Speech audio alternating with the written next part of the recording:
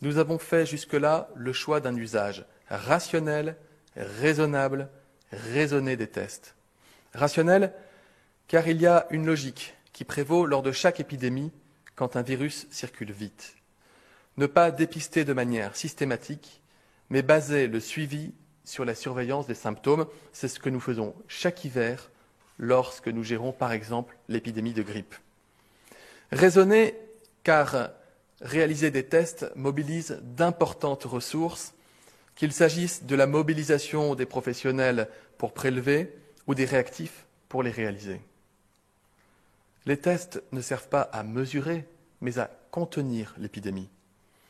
En la matière, je rappelle que nous sommes depuis le premier jour parfaitement alignés sur les recommandations et pratiques internationales. Au stade 1, au stade 2, nous avons testé l'ensemble des cas contacts des personnes malades, ce qui nous a par exemple permis un contrôle remarquable, souvenez-vous, du foyer de Contamine-Montjoie en Haute-Savoie. J'avais même souhaité aller plus loin en procédant au dépistage systématique chez tout malade hospitalisé en réanimation ou soins intensifs avec des troubles respiratoires sévères. Aujourd'hui, nous ne dépistons pas de façon automatique, car nous avons fait un choix, comme la plupart des pays, et conformément aux recommandations de la Commission européenne, de réserver les tests à des publics prioritaires.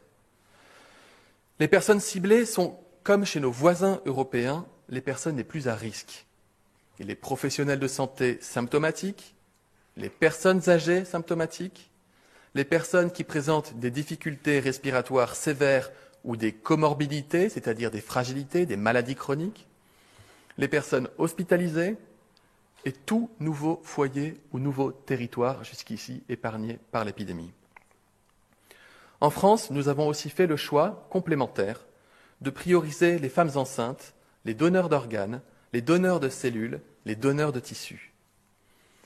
Chaque jour, ce sont plus de 4000 tests qui sont effectués sur ces personnes. Nous avons atteint un total supérieur à 60 000 tests réalisés dans notre pays.